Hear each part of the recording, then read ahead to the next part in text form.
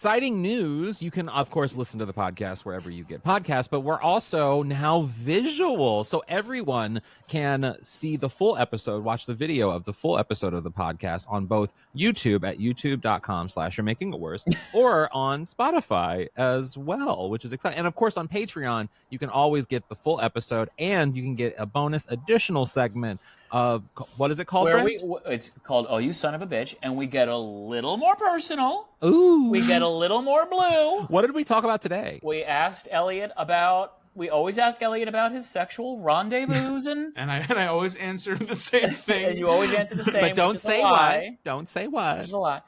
And when we found out Eliot is bizarrely obsessed and believes this is a TV psychic, which absolutely blew our mind. Teresa Caputo, we can just say it. He thinks Teresa Caputo's real. Listen, I don't go believe. Join our Patreon, and you will hear us berate Eliot for believing. And subscribe to us on YouTube or watch on Spotify, because it's really exciting that people can now watch us on your televisions. Very exciting.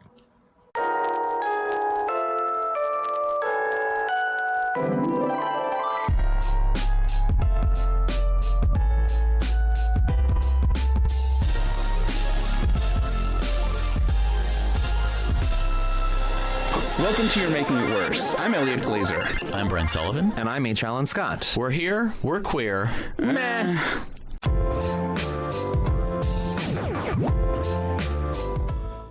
Textual healing. Oh, Eliot, one of your nipple clamps fell off. Go ahead and you can put it back on if you'd like. Go ahead, we're recording. Go ahead and put it back on. We'll wait. We'll wait. Okay. So a new required course at BYU. Alan, what does that stand for, my dear ex-Mormon friend? University. Brigham Young. That is correct. BYU. Yeah. A new course features the. It always, whenever I hear BYU, I have to admit, I always think of stinky armpits. Yeah. I don't know why. Ever since I was a kid, I just think it seems like someone's accusing someone of being stinky. It's not a sexy acronym. No, it's not a sexy acronym. No.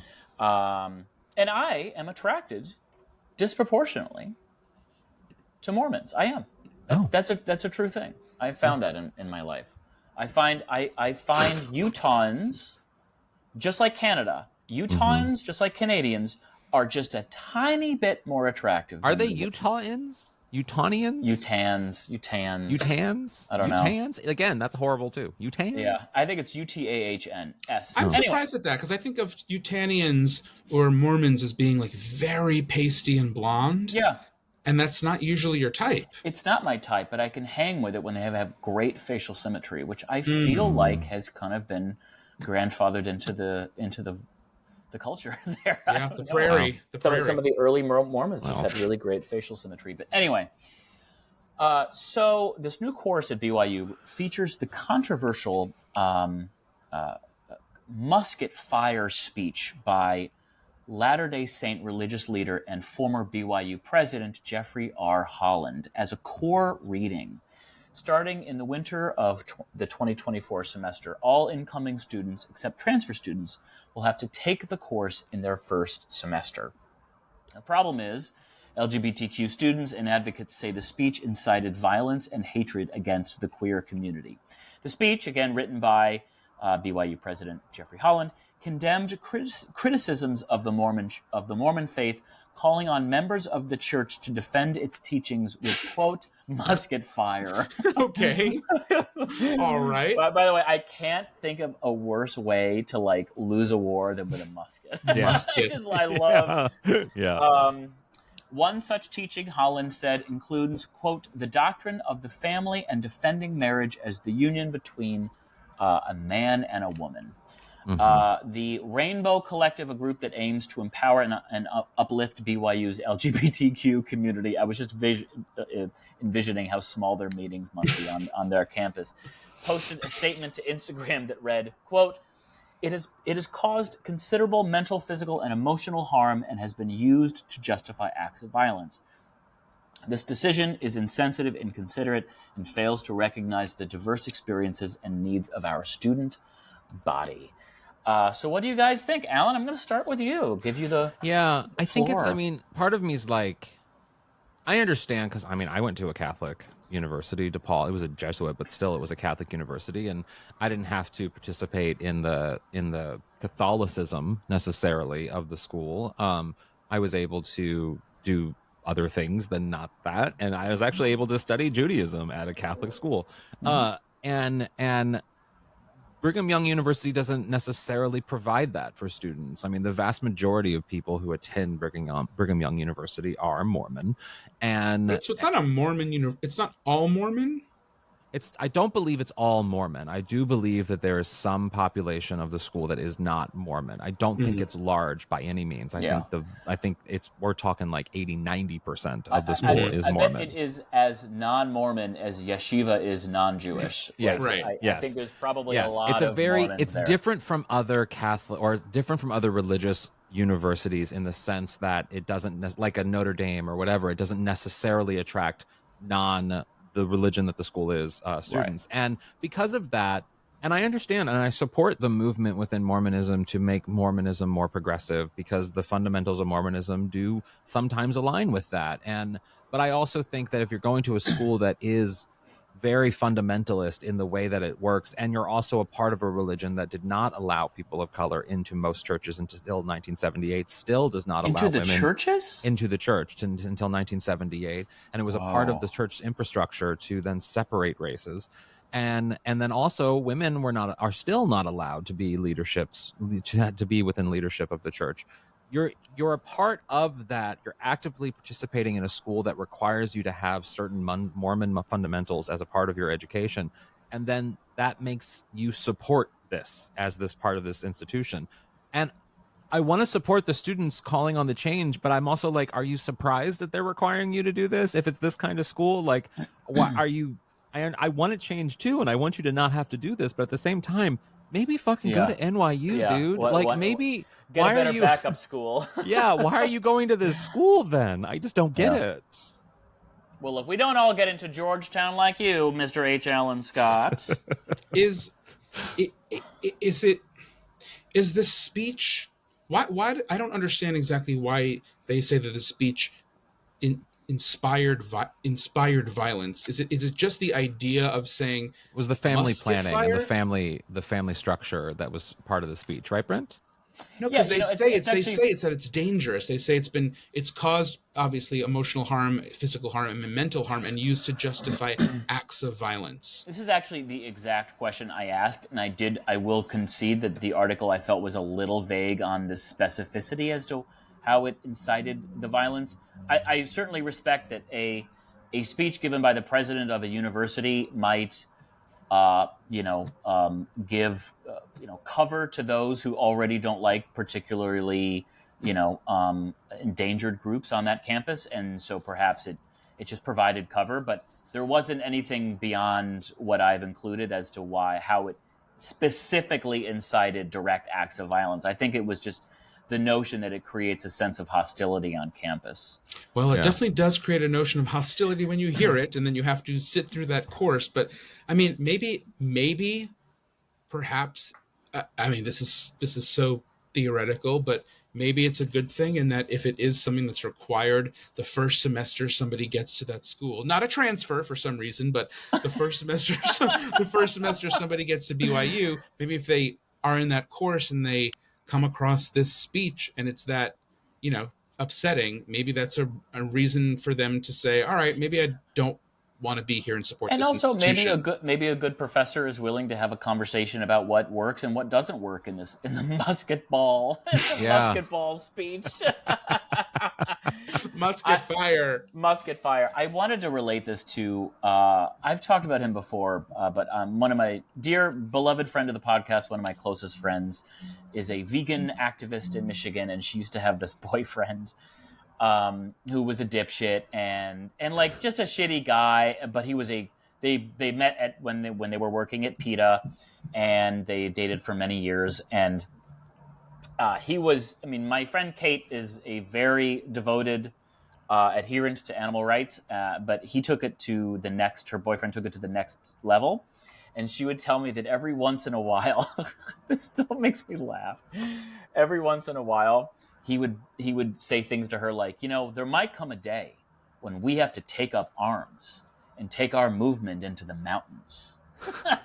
of being vegetarian, the animal rights movement into the mountains, and like guerrilla warfare, animal rights. Wow. And by the way, he was the most waspy, coddled, pathetic, shitty guy. Like he was the first. Like you could certainly kill him with musket fire. He's the only one in the world. Musket fire would win. Not even joking. 2. Little glimpse behind the curtain. Brent loves doing even though we're not on Zoom, he loves doing the Zoom voice from 2020. He's obsessed with it. He hasn't heard it since 2021, but he's still I miss it. So we are here today with one of my new friends from a shop that I'm obsessed with, Small Town Weirdo. Welcome, Adam Bucci. Hello, Adam. Hello. Thank you for having me. This is our second run. I love giving the listeners we had technical difficulty from the first one, so I'm gonna give the spiel that I gave before about why I'm obsessed with Adam. So Adam has Small Town Weirdo is like this horror pop culture sort of like he makes these amazing jackets, and they're all these films that and these pop culture things that I'm obsessed with, and so I'm really glad that Adam could do the podcast. And I wanted to, could you tell us a little bit about what Small Town Weirdo is and how it came about? Sure. And like I said the first time, thank you. I'm honored. You can just keep thanking us, Adam. Just keep thanking us. Thank you. No, I always, it's surreal when people like my stuff because I never know who sees it, and it's really cool. So during the pandemic, literally everything shut down. I'm an actor as well. Couldn't do that. I waited tables. Couldn't do that. So I went back to my art roots. It always was a hobby. And I was going to go to college for art, and then I decided to go for acting. So I never looked back in terms of visual art. But I'd seen someone that I knew wearing a denim jacket that they painted on before COVID hit. And it just was always in my brain, like, that's a really cool way to kind of, use your painting skills. So I literally asked her for permission. Can I try it? And she's like, sure. Like, I don't care. Do you own the art form? As if she patented, as if she patented, making your DIY fashion. Right. I didn't see it everywhere, so I was like, I think I'm going to just ask for permission. So, so I told her I love the horror aesthetic and horror genre, so it'll be different than yours. She's like, don't worry. So I kind of made a jacket for myself pre-COVID just for fun, and I made a couple here and there over a few months, just again for myself, for my mom, for my sister. And when COVID really hit is when I was like, let me try this. Let me invest in supplies. Let me just make a bunch and then try to get eyes on it. And I was really racking my brain. Who do I know that knows somebody that can maybe wear this on Instagram that catches eyes? Because I really had I had no idea what I was doing. It was all trial and error, and so it just eventually got eyeballs on it when certain people wore it, and then the horror community is so small that it really kind of spread like wildfire in a way over social media. Small but loud. Yeah. So, and grateful for that. So now, let me encapsulate one of your pieces. Hanging over your left shoulder right now is it looks like a denim. Wait, Brent, you don't even know the reference, do you? I think I do. Do you know the reference? Because it's from our childhood. Wait. No, don't say it yet, Adam. Don't say what it. It is. Yeah. Regardless. Who is it? Who is it? Hanging over your shirt, over your shoulder, is a shirt with the words "I know" and Ryan Phillippe's shirtless silhouette.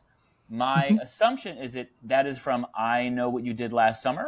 Oh, he got it! Well, there we go. And it's an incredible rendition. It's stylized, beautiful, but also vivid and really cool. Anyone who's watching this either on the Patreon or on YouTube, you can see it. And actually, Adam, because we had in the first round of us doing this recording, I had mentioned that I had found you through our mutual friends and past guests on this podcast, Matthew and Daniel Montgomery. But I found you because I had interviewed Ryan for a film that he was doing, and I had asked him about some of his nude scenes in like not I Know What You Did Cruel Summer, but in Cruel Intentions and stuff, sure. and how he White basically Squall or how he whatever that- influenced. Yeah, White Squall was a good one too. Yeah. But how he influenced a lot of queer men specifically because of his nudity, and he had a great response to that. And I think I found you around the same time, and we had DM'd about something about me interviewing Ryan. I forget, but I love that that's what you have behind you because of that.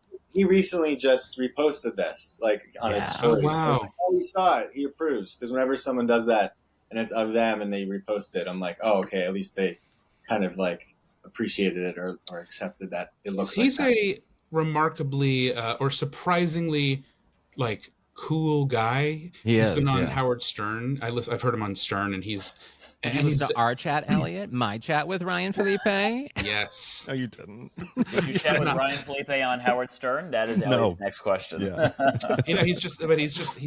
He's like, you know, obviously he's like a queer icon to the millennial gay set. With like Cruel Intentions and of course White Squall, which I don't remember actually watching, but more just like drooling over. Yeah, I didn't either, but I was obsessed with the trailers. Of course. And anyway, so he's just like he seems very evolved and like cool. He has like good taste in comedy and stuff, and so that already and he doesn't seem to hate women, which is nice too. That's great. Yeah. So it's like a really nice. It's nice to know that this queer icon does not disappoint. No, it's refreshing to know that. Yeah. Do you remember where you were when you saw that scene in Cruel Intentions that every single gay guy remembers? I was not out until my late 20s, so I looking back, I'm like, oh, these movies really did have an impact on me without me really even like knowing it, or wanting to admit it. But yeah, Cruel Intentions. I know Still Last Summer. I was in middle school, I think, when all those came out. So. And White Squall. I wasn't even born. Yeah. Wait, Adam, let me ask you. I mean, do you consider yourself a small town weirdo? Where does the name come from? It's funny. When I've been doing some conventions over the last couple of years, and people will ask me that. I'm so surprised that people ask that. It's just funny to me. And I'm like, oh, I'm from New Jersey. And they're like, oh, it doesn't count. And I'm like, no, but it did for me because I felt like an outcast in my own bubble. You know, like I felt like. Sure. I feel like most people from New Jersey feel like an outcast. It depends on what part of Jersey. Yeah. I'm in North Jersey. I'm in Bergen County. Yeah, that's not small town. It felt like it to me. I didn't have a lot of friends. I was artsy, but I played sports. I was kind of like a loner. Didn't really have like a group. So like it really was just me like feeling like doing your own thing. Like, back, I felt like a weirdo, in a small town, but after, once I got into college, I'm like, why did I not go into New York City more? Why did I not I was so close to all that. And I really was in a bubble. So, well, since you have this beautiful website and all this merchandise, it's so well done. Do you find that there is a trend in where you end up shipping most of your stuff? Is it to the big cities, or are you sending things to small town weirdos in Iowa? A lot of small towns, a lot of, middle of the country. I mean, a lot of California, a lot of Northern California, a lot of Florida. Florida. I do get a lot of New York and East Coast as well, but a lot of Midwest and yeah. And Eastern Europe, any? I ship to London here and there, a little bit of Europe and Australia. I don't have everyone in the world yet, but and it's every piece is custom made. Yes. Wow. So how long does it take to create one of these? Because they look, really ornate.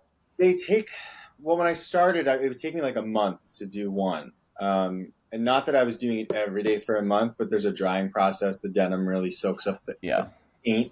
You have to layer, a lot of layering if you want the color to pop. So I've kind of mastered my timeline now to being like 2 to 3 weeks if it's a really intricate piece. Yeah. I want to ask about some of the pieces available and some of the things that you do and the horror films that you're inspired by to do these pieces. Like, what, other than Ryan, what are some other films or stars that you have on apparel that you're looking forward to even doing more of, Yeah. Well, Scream has always been probably my gateway into horror. Like when I was a young kid and I saw that, that's still one of my favorites. And a lot of my friends, my husband, it just happens to be their favorites. And so I've done a lot of the Scream cast and was lucky enough to work with some of them on jackets in the new Scream kind of 5 and 6. Nev Campbell just got a shirt of mine, so I'm waiting to see if she wears it. So isn't she great? I love her. That's pretty cool. But I always like finding moments in the films that kind of has a nostalgia to them and like capturing that onto a jacket so that people are like, oh, I know that scene, or like, you know, I remember that. So do you find that, like, is it more lucrative to, I mean, I guess I would guess I know the answer, but let me ask anyway. Is it more lucrative to create a garment that has, reminiscent of a scene from a popular movie like Scream, or do you find that like the deep cuts actually do better? That like if you find some like horror film that, you know, only 100 people have watched, but they're wildly obsessed with, that you actually get more traction from stuff like that? I would say a lot of the ones I've done so far have been pretty well known in terms of like a mainstream movie or something that people are familiar with. But I will say, like, people that are interested in customs that approach me and say, I'm going to email you one day, like I'm not ready to do it yet. They have a lot of like of those ideas that only like hardcore fans are going to know. Yeah. So I'm excited to do those for people. Because that's when people are like, whoa, I never saw that on a jacket before, because it's so like, specific. Is there a bestseller or a best-selling item or best-selling reference that you have to go to over and over? For the jackets, I mean, I've done a few duplicates in the Scream world, but I've really done a lot of just one-offs, like a lot of custom, a lot of things. People want something different that they haven't seen on a jacket that I've posted before. So it's rare that someone wants the exact same thing that I've done. Yeah. And that's good for you too. It's a nice challenge. Yeah. No two are exactly the same ever. I don't even trace. So it's like impossible to trace on these things, because once you even try and you paint over it, you lose your tracing, and I have to do multiple layers. So it's hard to trace. So nothing's ever going to look the same. You also have a funny story that I think we were texting about we were talking about Jamie Lee Curtis, and when you had to deliver was it coats or shirts to Jamie? I don't know what it was. Yeah, no. So after I did some of the jackets and that was kind of doing its thing, I knew I needed to like even out my price point, and I wanted to start exploring shirts and all that stuff. So when Jamie Lee wore that Final Girl shirt on the set of Halloween Ends, which was a happy accident, that kind of made me really dive into the smaller price point merch on my website. So she was really promoting that shirt with Halloween, like just for fun. Wasn't even like she had to do it. And then I got hired by Universal to do the campaign, the marketing campaign with influencers for the movie. That was surreal. So we were kind of Instagram friends in a way. Like we followed each other, and she always saw my posts because I could see she saw them, and I didn't want to annoy her.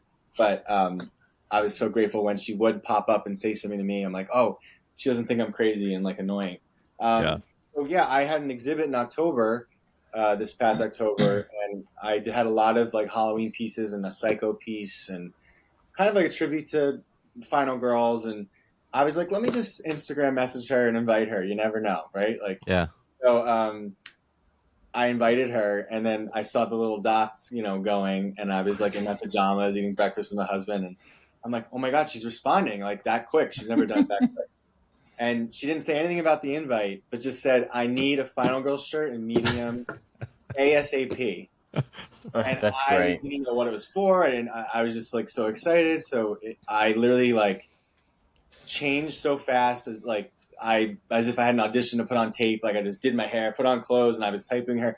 And turned out she wanted it for her charity. She works with the LA Children's Hospital. But I didn't know that. So I got like 5 shirts together in all different sizes because I wanted to make sure she had the perfect fit. Thought it was for her. And she didn't respond for like 30 minutes. So she actually gave me her address. I'm not telling anybody yet. And I was Alan like, already knows. Alan has it. So. I know. I was like, she trusts me. This is amazing. Like I felt so honored. And so she sent me her address. She said ASAP twice, but then there were crickets. So I just started driving like to where she lived with a package and like so like nervous, because I didn't know if I would actually meet her. And then finally wrote back to me. I'm driving on the 10, and she's like, "No, don't come. I just meant like whenever it's good for you." And I really thought she meant ASAP. Like I was like, I'm like, I'm halfway there. I'll run to a post office. I'll send it like immediately for you. She's like, no. I'm not even home. Throw it over the fence. So I got there and I threw it over the fence, and That's that awesome. was the day. So, She really cool. Just for our listeners, for reference, because I don't know if everyone knows this, but Jamie Lee Curtis's mom is Janet Leigh from Psycho. So like, that was the of course, yeah. And also, she was in Halloween. yes. She was in Halloween as well. Yes. Yeah, very much entrenched in the genre. Adam, I have a question. What's it like? I think we've touched upon this in the past, but what is it like to wake up and have a website and like you've gotten orders over the course of the night, or like you get orders in the middle of the day? Like, is that like so exciting to be like, oh my God, I just made like, $50 or whatever? Yeah, like very exciting if I make $50. It's very exciting. No, I'm every day I devote like the morning to like going on the website and tracking whatever and anything creative I can put out on social media, because there is a direct like correlation between something creative on social media and website hits. Mm-hmm. Like I'll see it immediately. Even if someone doesn't buy something, I can see people logging in. So I've become a little like crazy. I have to mute my phone now because I used to have a ding every time someone anywhere in the world would go to my website. And that first year of me having the website last year, I mean, anytime there's a ding, I'd like sit by my computer and like watch where they were on my website. It was kind of neat, but I had to turn that feature off because it was getting me anxious. A little compulsive, yeah. What are the like trying to create something and not sure how it would be received, and I still wonder, every day how it's being received. So I feel like there is like, I mean, I don't know. I find straight people are often surprised that there's such like a queer excitement over horror films. And whenever I talk with straight friends, especially straight male friends of mine, they're always sort of like a little surprised that like queer people love horror as much as we do. But I feel like it's pretty obvious why we would love horror films. But like what drew you to be so excited about the horror genre? And like, was there, I know you said Scream was a particular favorite, but like, is there a particular film that like you think every queer person, like horror film, that they need to watch or they need to have as a reference for something, Yeah. It's tricky. I feel like Nightmare on Elm Street, the second one. One that I found later in life and didn't realize what a queer following it had. Wait, what happens in the second one? I forget. Well, there's a male lead, Mark Patton, right? That's his name. Oh, yes. And he, it's so queer. The shower scene, right? Just the whole movie, really. And there's a documentary about it, and it's like they didn't know it at the time, but it really is. And that's one of those films that I was introduced to later, because again, I came out later, so I wasn't like growing up with horror feeling like a queer kid that was identifying to this genre. I realized later why, but outcast and like the underdog and the wanting to kick ass and fight, and usually like the leads of these horror movies back in the day were like nerds, and like Laurie Strode was like a nerd, and but they get to, like kick ass, and they're like this powerful presence at the end, and that all spoke to me, Yeah. What I'm always curious about this with everybody who loves horror, and that's a lot of people. But you don't love horror, do you, Elliot? No, I don't love horror. And I know Brent enjoys it. I love it. I love horror too. I give you movies to watch, and you don't watch them, Alan. Go ahead, Elliot. I do too. This is for Adam, but you guys can also answer as well. Do you enjoy being scared? Like, do you enjoy the terror that comes with these movies? Every week when we do this podcast, or can you watch it and, like, for me at least, I know when I watch something scary, I literally am like, you work in this industry, you know what it's like. It's fake on set. I know, I'm aware, I'm in it, but I still don't want to watch horror movies.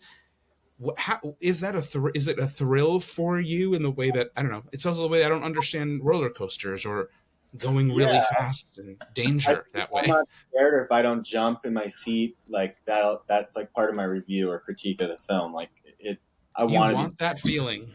Yeah, I don't want to be disturbed. That's like another like there's a lot of horror that's disturbing, like torture porn they might call it, or I'll watch those out of curiosity and like just to see what's going on, but that doesn't make me feel good. Like that's a different kind of reaction.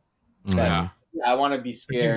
You want to jump in out of fear. You want to jump in fear. I will take a slightly different angle. I like the release of horror that oftentimes it's like you don't have to think too seriously. You don't have to think too much. It's just kind of like this thing. You're like, just follow along. You can be on your phone. You can be making dinner and like, and I don't like to be scared. I sort of like, but I like the psychological discomfort that you get. I also hate torture porn.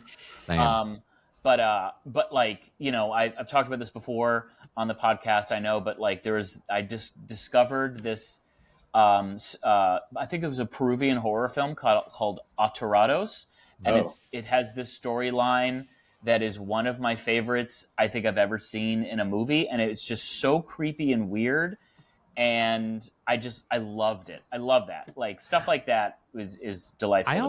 I always feel like that horror goes into two categories for me. There's kind of the camp horror that I love, like, and I would add like Nightmare on Elm Street, Halloween into camp for me, because it isn't scary necessarily to me. It's just like exciting. It's exciting fun to me. It's not though, because it doesn't like scary. I'm not afraid of a guy who haunts me in my dreams. Like I'm just not. I'm not afraid of a dude in a weird mask who like who seems to survive every single thing that is thrown at him. Like I know this is fake, so it's just fun campy to me. Whereas then there are ones that like legitimately, even though I know they're fake, they do disturb me, like a Hereditary, like a Midsommar, like the ones that really sort of get into your brain and you start thinking about psychological thrillers. I can get on board with those because at least there seems like if it's more about like the psychological element of it versus the fucking jump scare and like I don't want to jump. I don't mind a jump scare though. I get excited by a jump scare though. I think like if I were to go to the theater to see one of these, like see a Halloween, see a Scream, and you know what you're getting in terms of the camp, there's like a horror mixed with there's a humor with the horror. But if it is like Hereditary or like we love those types of films and like we want to be like sucked in and like not feeling well after, you know, in a weird way. It's like borderline disturbing, but not disturbing in the sense that it's torture porn, you know? Right. If I were to see Hereditary, I don't want to be jump scared. Like I know that's not the type of movie I want to jump from. I want to be like amazed by like the performance and like the weight of it. But this is interesting, and I know this is an unpopular view. I love Midsommar. It's one of my favorite horror films from the last like 5 years. Although some don't consider it horror. Sure, and that's fair. I really do not like Hereditary. I find that not torture porn per se, but I find it psychological torture. You're watching this person who I relate to because I always relate to moms. You're watching her just completely unravel. And like, I actually genuinely tried to watch it over Halloween last year, and I had to turn it off. I've watched it once before, and I watched it the second time, and I was like, I am so over hearing her scream in agony. Yeah. And I hate that movie. I hate it. I've only seen it once, so it is one of those movies that I saw it once and it was like damn, wow, and then I couldn't watch it again. For that reason. Like Hills Have Eyes is one of those too. It's like even the original and then the remake, like really disturbing. Like whenever there's a family involved, like a mother, like I have that same reaction, like to the family getting injured or hurt in these movies. Yeah, right. I love watching that, but yeah, they're very effective. But I don't know. Where do we consider A Knock at the Cabin? A Knock at the Door, the cabin. A knock. Yeah, the M. Night Shyamalan one. Yeah, is that a horror movie? I mean, I think it's a psychological horror movie. I didn't finish that one either. No, I didn't mind that one, but that one was. And M. Night is always sort of like borderline horror too, in a way. But I don't know. With Midsommar, it was interesting because like. It not Midsommar, excuse me, Hereditary. Like there were a few films that in the past couple of years, Hereditary, Us, like those are the like Us was in particular is a really interesting one for me in that like it is a horror film, but it's it's also funny, and there's commentary. There's commentary involved in it, and I really love the commentary of horror a lot of times. That to me feels like I guess when it's gratuitous, even campy but gratuitous, then I'm like, I don't need to be, even like A Quiet Place. My ex made me go. I love A Quiet Place. I love it, and he made me see the sequel in the theater, and I don't want to see these in the theater. And it was like, God, every fucking jump scare when you don't see it coming. Well, Adam, I want to ask. I don't find that enjoyable. No, I know. Adam, I do want to ask you, though, about a horror film that you're in that I could not go to the premiere of that you so kindly invited me to. But The Brute 1976, what is it about? And like, when can people watch it? Yeah, so, and I would have invited all of you guys. I just was talking to you. No, right? Only me. Only me. Only me. It was an industry screening, so it's not the official premiere yet. So I'll let you know when it's the premiere. But yeah, during COVID, I actually got linked up with some filmmakers that actually wanted my merchandise in the film, and they found that on Instagram. And then I just was like, I'm an actor too, if you ever needed one. And I wound up being in 3 of their films over the last year. So awesome. Yeah. So, and my merch was in one of the films. That's a wrap. So Brute was this last one shot outside Vegas, and it's kind of their love letter to Texas Chainsaw and Hills Have Eyes. So even though I don't love watching, like I said, Hills Have Eyes, like to be in one and to have a chainsaw, be running from a chainsaw, like that's like on my bucket list for acting jobs. So it was really fun. Yeah. That's fun. I've always weirdly wanted to be in a horror movie and see myself get killed, because you never get a chance to see yourself get murdered. And that's the only way you would get that chance, Wow. Like, what would it look like to we have a friend of our podcast was in a horror movie, and he gets sliced in two by an axe in this movie. And I've never been more jealous. Johnny Pemberton. Oh, yes. Delightful comedian. Amazing actor. It's cool. It is a really fun thing to experience, like filming a horror movie and just dying and being bloody and sticky and that's fun. Yeah. Well, Adam, where? No spoilers, but we'll see. Yeah. Well, thank you for doing this. Where can people? Please die! I gotta see you get slaughtered. Where can people find? Where can people shop your store, and also where can people find you on social media? Yeah. So Instagram really has been the main. Thing I've been using social media wise. Smalltown Weirdo, and smalltownweirdo.com is where I have all my merch. Amazing. Well, thank you so much for doing this. Thanks for having me. It was a blast. And another thing. All right, so Alan wanted to talk about this because I was confessing recently. I forget if it was on our Patreon or just in our private chats, but I love duping Eliot, and the way I do this, is that so I have an app on my phone that I use to text people from another number. I use it to text less savory characters, largely people on dating apps that are so weird that I don't want them to have my real number, but still hot enough to meet. So I have an app to communicate with those people. I also love you call them dating apps. But dating apps, sure. Wow. Brent, Masseur, whatever. Well, I am talking mostly Grindr, but I have visited Rent Masseur. I've conceded that. I conceded strip club style behavior in my life. Anyway. That said, I whenever I have the app on my phone, I always dupe Eliot. And the recent character I've been pretending to be is his quack doctor. It's the one who prescribes him opiates whenever he has a cough. It's not. And it's not how it works, but okay.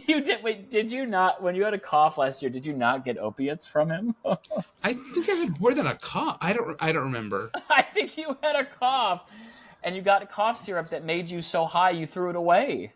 Yeah, I don't want it. I didn't want it. Anyway, I pleaded for you to save that cough syrup for me, but you didn't. Anyway, the best part is Eliot keeps deleting the threads. So every week or two, I'll text him again from my fake number, and he falls for it all over again. I don't like nonsense. I don't like nonsense. Your friend sending you beloved, hilarious texts. So here's the typical script. I will send a salutation. It could be an emoji. It could be a simple hello. And this is Brent's like exciting free write thing. This is his like creative free write. Most of us spend like 10 minutes in the morning just writing to get it out. No, Brent is like, I'm going to do Eliot. These are his morning pages. Yes. It's so fun. So I'll send like an emoji, and then this has happened a couple times. Eliot will write back, is this insert male name? So it'll be like, is this Jack? Is this Tony? And so you're like, oh, I guess he just met a Tony and he thinks this is Tony. And anyway, so I go into character and I tell him it's his doctor. But the best part is a couple times, and this one time in particular, I actually almost felt bad. One time in particular, you almost felt bad. I told him it was his doctor, and then I was texting him from the doctor's office. And then I said, we're doing a survey here at the doctor's office, and we're curious, how many men have you met this month? And I forget exactly how Eliot phrased it, but he wrote back, like, clarifying, like, what do you mean, like, how what do you mean meet men or something? And I was like, oh, my God. Define meet men. Define meet men. And I was like, oh, no. I actually felt bad because I'm like, he's going to know it's me. So I think I came clean on that one pretty quickly. But then he deleted the thread 3 days later, and I just did it all over One again. day you said Dr. JG or something, and I'm like, who's J? You use initials, and you're like, DJ, Dr. Gladstein. And I said, let's not say his name. Let's not say his name. I was like, what? DJ. I always fall for it. Have I given you PTSD, Eliot, from getting these texts? I now get these these constant spam texts from. I don't know why. I don't know what this spam is. I don't know where it comes from, but it's always women pretending to have connected with me. Do you get these? Weird. Oh, yes, I have actually. I've been getting weird spam texts recently where I've gotten that with the women trying to connect with me, which is like these spam so people. Funny. It's like, please be more specific. Your like avatars like Barbara Streisand. Yes, I know. It's like what are you thinking? But then also I've gotten ones, really interesting ones, of people being like, "Hey, I'm on my way," or like weird to try to get you to communicate or something. I mean, it's I always say now, like, what's 2 times 2? You know, I just like make it try to do math. But then recently I started just like not giving a shit. One person actually called me. Oh. A spam and did you answer? Yeah, and I was like, who is this? And it was like a woman, I guess an AI or robot woman being like, it's me.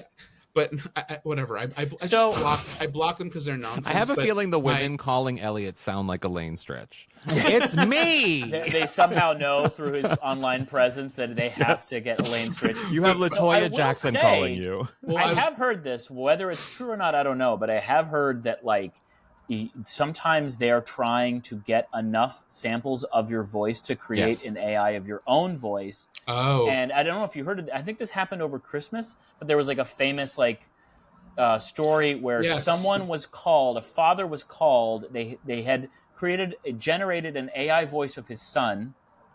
They called the father to say, and again, it's in the son's voice saying, I'm in jail, I need bail money, something. I forget what the excuse was.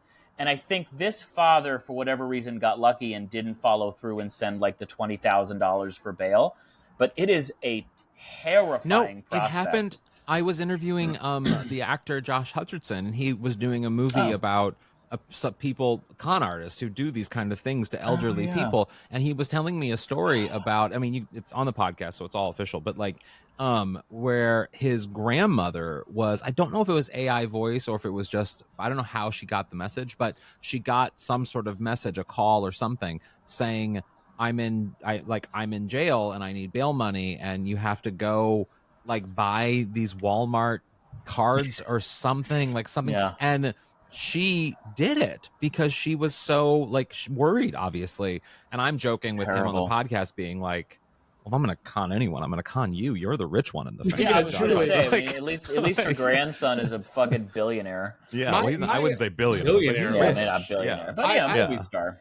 I would say you haven't given me PTSD. In fact, I've actually sort of paid it forward. So when I get these spams now, I always know it's spam. And I sort of put on the Brent affect that's like pseudo-ebonics / like pseudo-ebonics, African-American vernacular English, but like offensive. And so recently somebody, the spam wrote me, "I'll cook a special dinner for you tonight. Would you like to try it?" And I said, "Is it pussy casserole?" And then another one recently was, hi. No, someone said, "Hi, Anna, how are you?" And I said, "Dis ain't Anna, bitch." I'm just really leaning into like, taking that character. I had a friend. I think it was Sam Kiefer, past podcast guest, who beloved he would friend. who would respond to things like this by being like, "Hey, baby," like he would try to flirt with them or something. I think that was Sam, and it was funny. Yeah, I think it's what's funny is that it's it or they or whatever stops responding. Yes. After you say something offensive. Oh, it or they, how dare you? I got one, again, a random picture of an Asian woman who said, "Hello, long time no see, everything going well?" And I said, "We ain't friends, bitch." And she never responded. Literally, that's ended the conversation. I just want to see Eliot in real life walk up to someone and be like, "We ain't friends, bitch." Unless you're serving pussy casserole.